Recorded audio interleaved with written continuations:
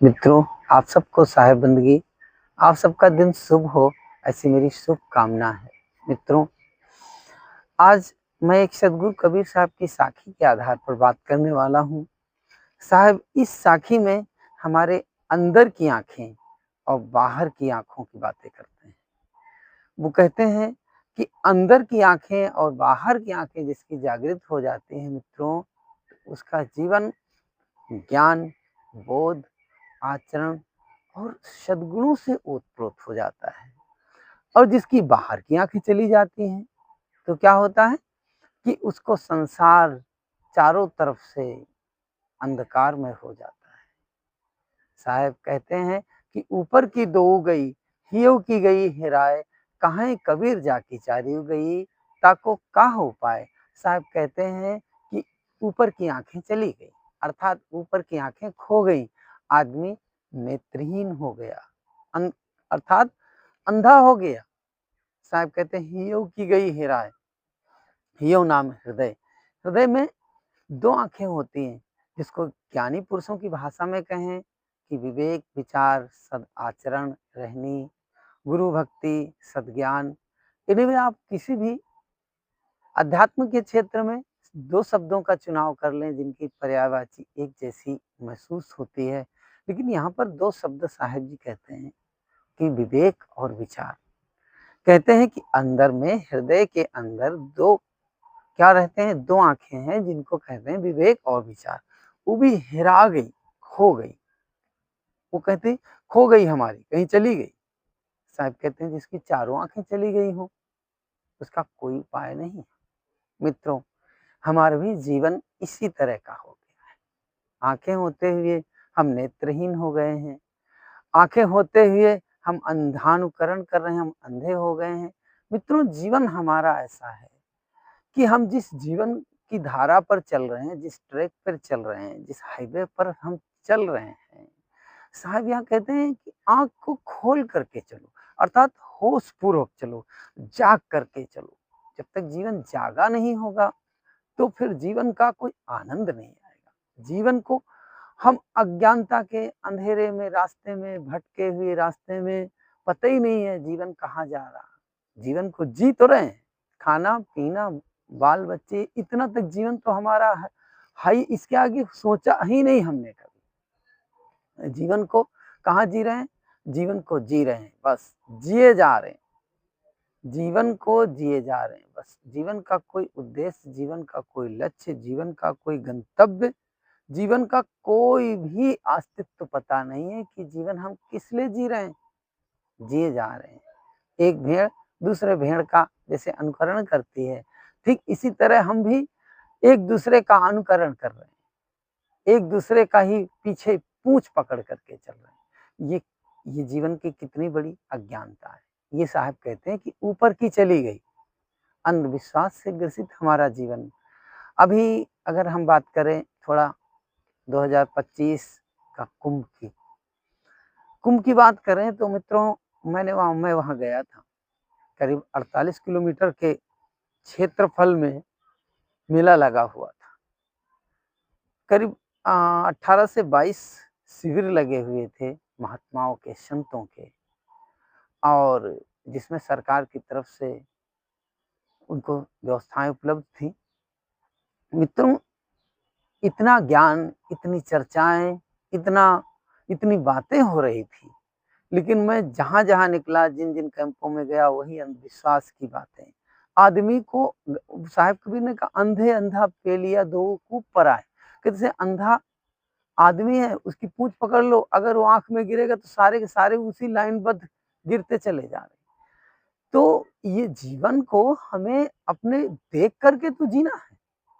आप अपनी खुली आंखों से नहीं देख पा रहे हैं संसार को, कि अंधविश्वास को नहीं समझ पा रहे। ये हमारे जीवन की कितनी विडंबना है। साहब कहते हैं कि जीवन को जगाना पड़ेगा, और जीवन को जगाए नहीं, जिंदगानी गंवा दियो सोए सोए के। जिंदगानी गंवा दिया हमने सो सो करके। सोए किसमें?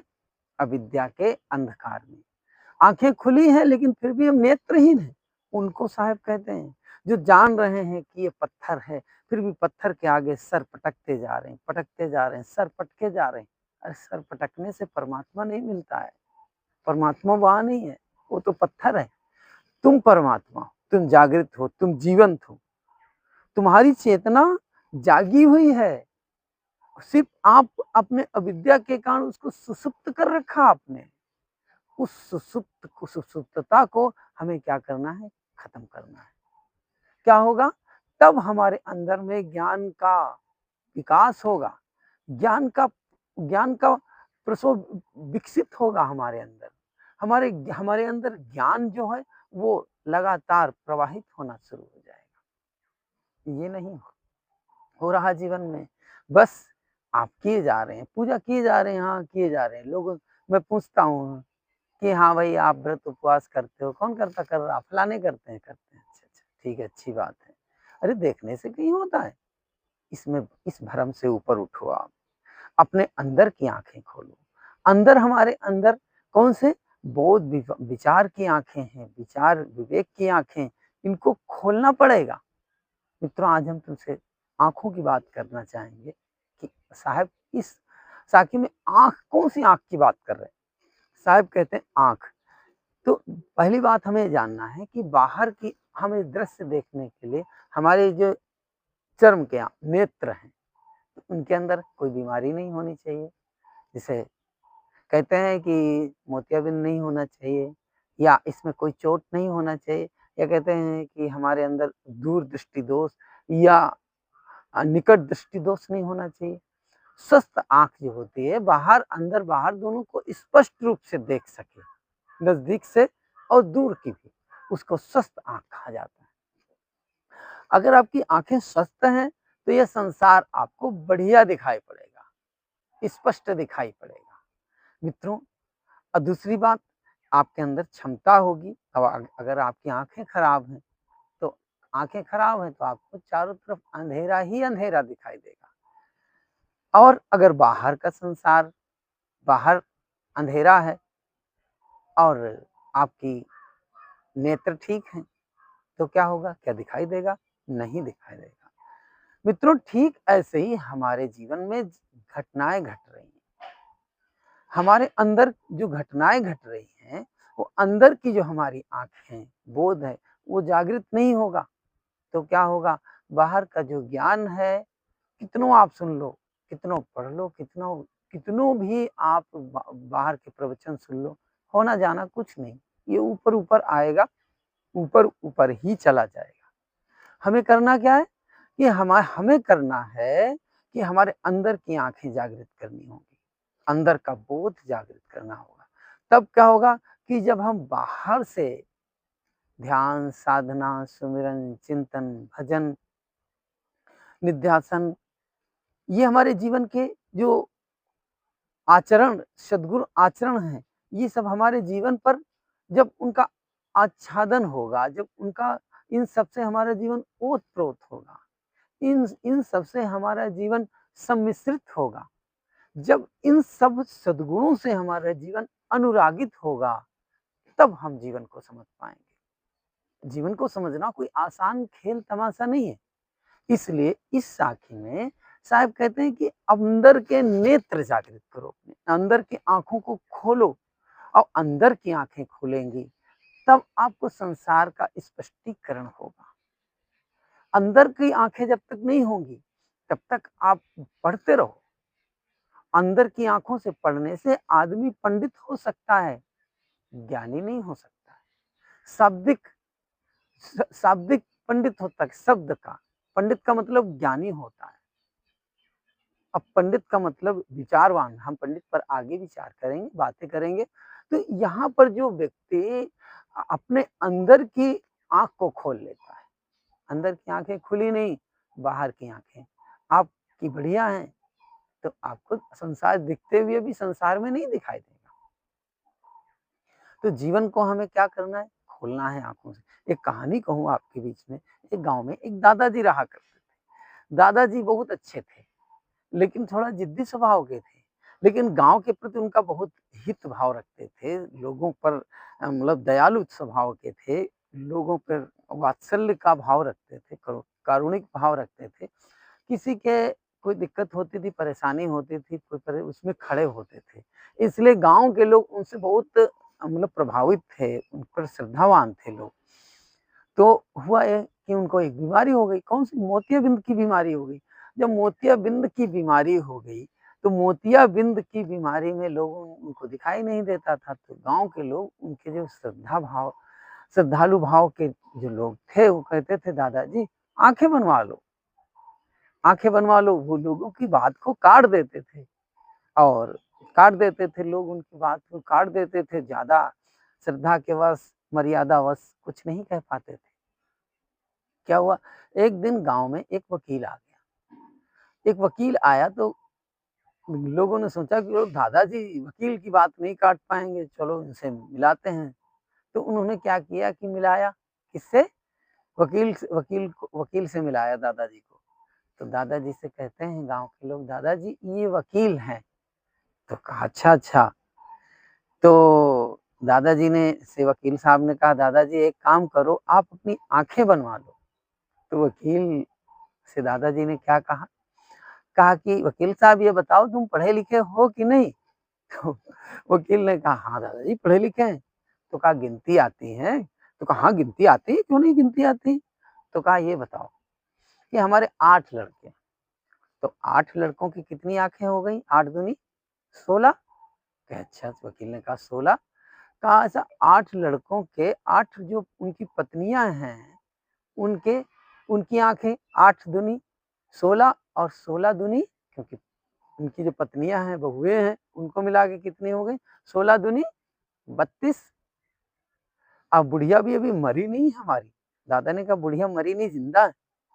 तो 32 दो 34। तो कहा कि जिस घर में 34-34 आँखें जिंदा हों, जिस घर में 34 आँखें जिंदा हों, तो 2 आँखें ना हो तो क्या काम नहीं चलेगा? अब वकील ने तो अपना माथा पे हाथ दिया, कहा यार कहाँ किसके सर लग गए। तो कहने का भाव हुआ कि दादा ने आँखें नहीं बनवाई। फिर मित्रों कुछ दिन के बाद गाँव में आग लग गई। गाँव में आग लगने के बाद में जो है 34 आँखें थी, अपनी जान जान बचा-बचा के सब भाग गई।